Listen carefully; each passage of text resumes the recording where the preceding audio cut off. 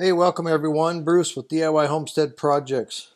In this video, I'm going to show you how to replace a hardwired smoke detector. And it may seem like a pretty simple thing if you've done this before, but there's a lot of people out there that may be intimidated by the fact that this is a hardwired smoke detector and may not have the desire to get into that. But I want to show you in this video how easy it really is. This is my old smoke detector. So if you take it down, and the way you take it down is you just twist it and it'll come off of its mount.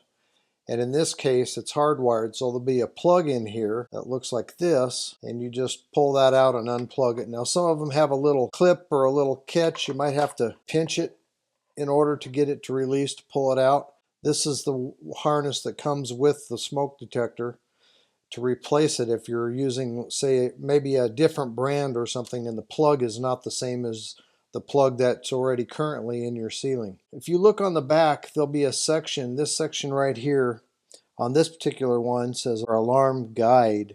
And it'll tell you for how many beeps, what the problem is. Mine was given the 5 beeps, 5 chirps per minute, and that means the end of life, and then you must replace it. This one is a combination smoke and carbon monoxide alarm. But some of these are just a battery operated with no wiring.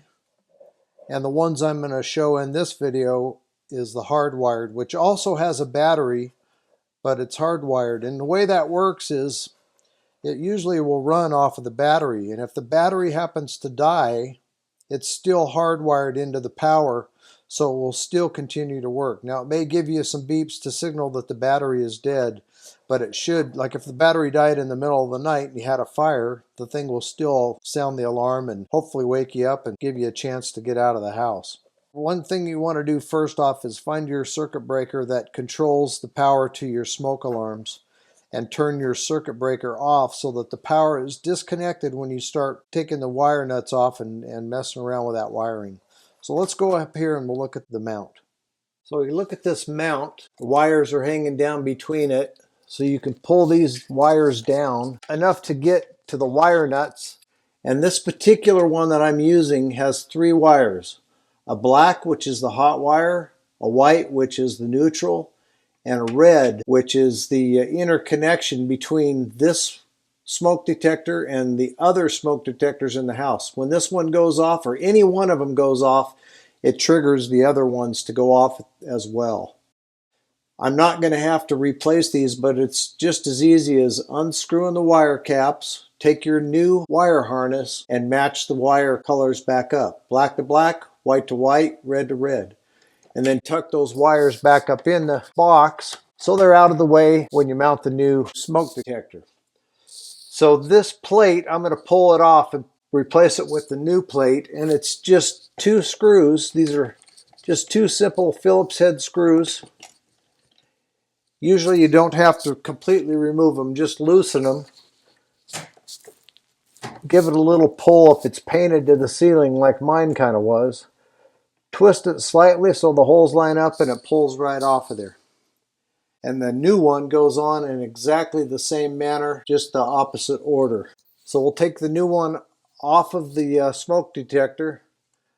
It just came installed, so twist it and then pull it off. Slide it up over the screws. Get the slots lined up and then twist it.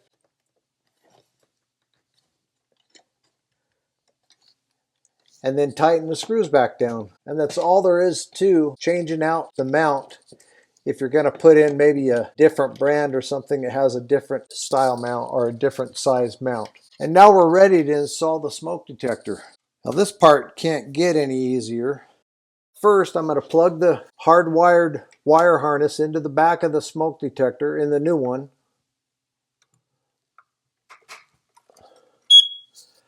Beeps once, we know we've got power. Push it up and twist it until it locks in place. Pull out the plastic battery saver that just keeps the battery from going dead in storage and shipment, and then push to test.